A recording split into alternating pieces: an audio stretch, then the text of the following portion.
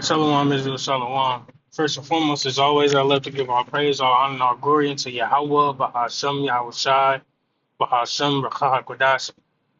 Double honors to the elders and apostles of Great Millstone, whose taught us is 100% truth. Shalom to the hopefully elect. Shalom to all the Akim, listeners, truth, and sincerity. And shalom to the sincere Aqua, to maybe out there watching and learning. It's your brother call from the GMS Columbus, Ohio branch. Coming back again with another Let's Do the Spirit. This will probably be a quick hit, but just I don't know. I think I want to kind of title it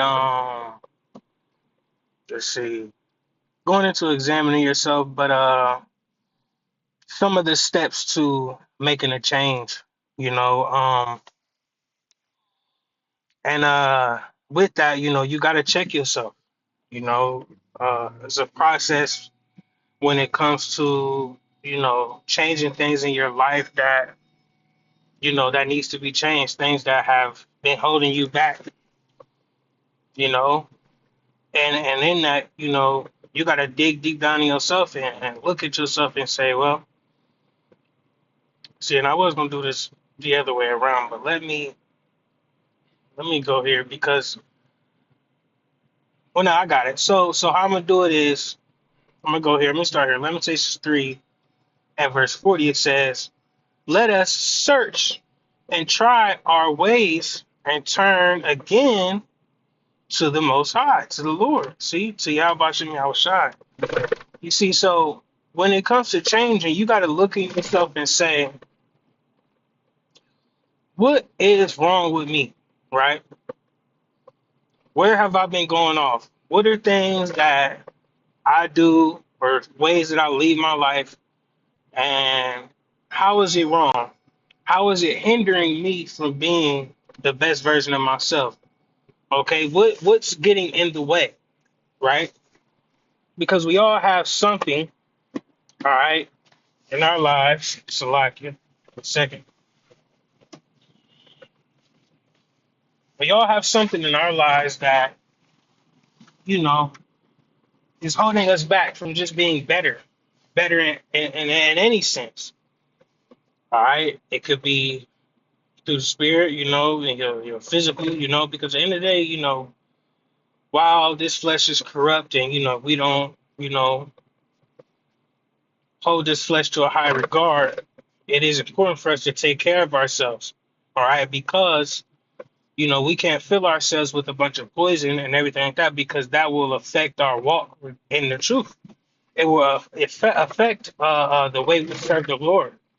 If you're spending most of your time filling yourself with alcohol or this or that, bad foods, etc., those things have a deep effect on your mind, have a deep effect on your spirit. All right, it's something that's taking a hold of you, right? So with that being said, we have to look at ourselves and check those things, right? Because the scriptures say, all things are lawful unto me, but not expedient, right? So while certain things you do may be lawful, like, okay, well, I can drink, you know, I can eat, technically I can go to, these certain places and get food, Wendy's, all that shit, right? Of course, we know this world is tainted, you know what I'm saying? There's everything here is questionable, right? When it comes to that regard. But at face value, it's lawful, right? So with that being said, you have to go deeper than that. Damn, and what is this doing to me as a person? How is this hindering my walk in the faith, right? How is this affecting my service and my duty to Yahweh Shem outside? Okay, because a lot of these things they make your mind foggy. You become cloudy. Okay, and also you become lazy. You become lax. You become too comfortable. You see, and those are things that will pull you away from the Lord. You see, so with that being said, let us search and try our ways. Okay, sit back and look at yourself. Is this am I doing right in this regard? Am I doing right in that regard? All these things must be done. It's lock it. Okay, so let me go here.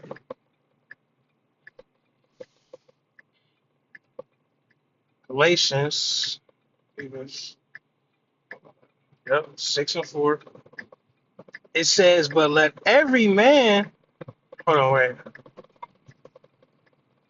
Okay, yeah, I might as well start it through. It says, Galatians 6:3, for if a man think himself to be something when he is nothing, he deceiveth himself. You see? So, there are a lot of people that put themselves in a high regard, even in the truth, in a high regard, in a position that's not them, right? Or that they're not at the moment, right?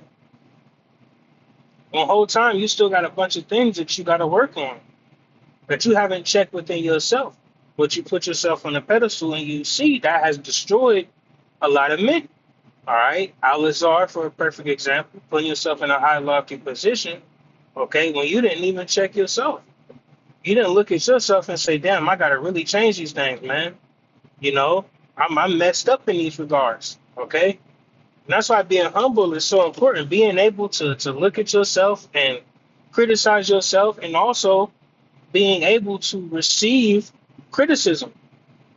Okay. Being able to receive criticism and take it and apply it to your life and make a change for the better, all right, is important. And a lot of people can't do that. Okay. So us, Lord willing, as men of the Lord, okay, women as well, okay, brothers, sisters, all right, we gotta be able to examine ourselves, check ourselves, and make sure that we are on point, right? We gotta be on point, okay? And if we're not, we have to be able to say, damn, I'm not on point. I'm not doing right. I'm not living right. I'm not living how I need to be. I'm not handling business in a manner that I need to be. Okay? And you got to take that and run with it and try to do better, right? Okay, verse 4 says, but let every man prove his own work, and then shall he have rejoicing in himself alone and not in another. And through the Spirit, I want to get that. Then they'll see how it got put up. It says, pay careful attention. It says, pay careful attention to your own work, for then you will get the satisfaction of a job well done, and you won't need to compare yourself to anyone else. Focus on yourself, right? Pay attention to you and how you're conducting yourself, okay? How your work is getting done, okay? Because if you focus on other people and focus on things that ain't even in your position yet, right? You bound to fail yourself. See, you failing yourself at that point. All right, setting yourself up for a heavy fall. Okay, we got to work on ourselves and fix ourselves. All right, through the Spirit. Okay. So now, when you figure out the things that you going off on, the things that are hindering you, right? You going off, whatever the case may be, confess these things to the Lord, okay? Being transparent, all right, with the Lord. That way he may help you and guide you through your walk. So I think I'm going to get this First John, I believe it's 1. Yeah, First John 1:9. It says, if we confess our sins, he is faithful and just to forgive us our sins and to cleanse us from all unrighteousness. You see? So you coming to the Lord, being transparent and then being open. Okay, because at the end of the day, the Lord knows what you got going on. The Lord knows where you're messed up at. It ain't a mystery to the Lord, right? But you, all right, in your service, hey, show the Lord I'm here, okay? I want to be better. I want to grow, okay? I don't want to continue to live this life of BS. I want to continue to live wickedly. I don't want to continue doing certain things that are pulling me away.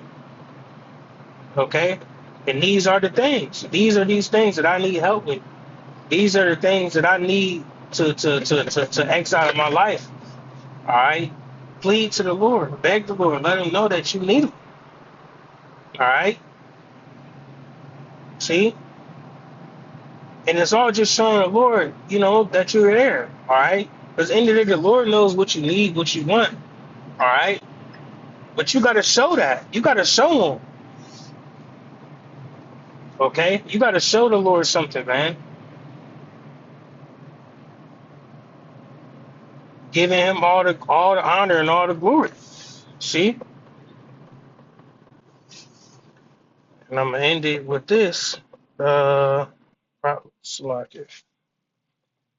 Proverbs 28:13. Proverbs chapter 28, verse 13 says, "He that covereth his sins shall not prosper, but whoso confesseth and forsaketh them shall have mercy." See, real quick, let me get that word forsake.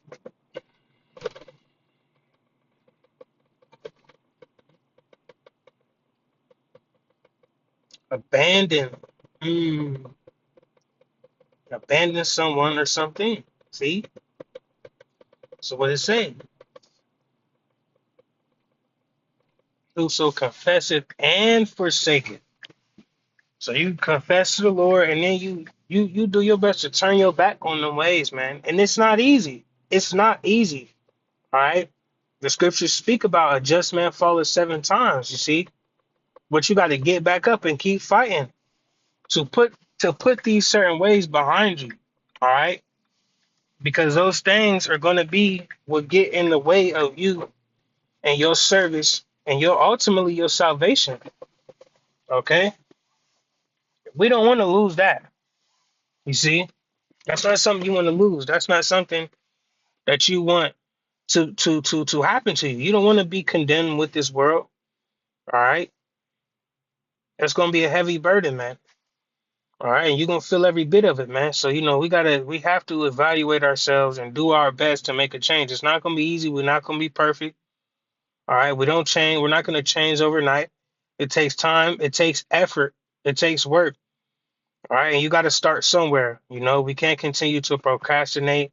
All right, and put a time stamp on it. Or I'm gonna start here. I'm gonna start there. You just got to start and see how far it gets you.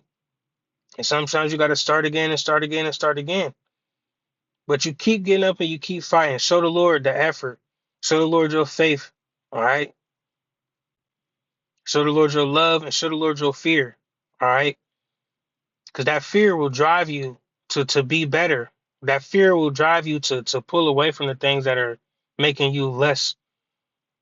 All right. Less of a servant. All right. Less of an Israelite, man. All right. But that's it. Lord willing, I was edifying. You're able to grasp understanding from this lesson. I'm going to give all praise, honor, and glory again unto Yahweh, Bahashem, Yahushai, Bahashem, Rakakwadash. The honors again to the elders and apostles of Great Millstone. I want to say Shalom and the Bad Babal.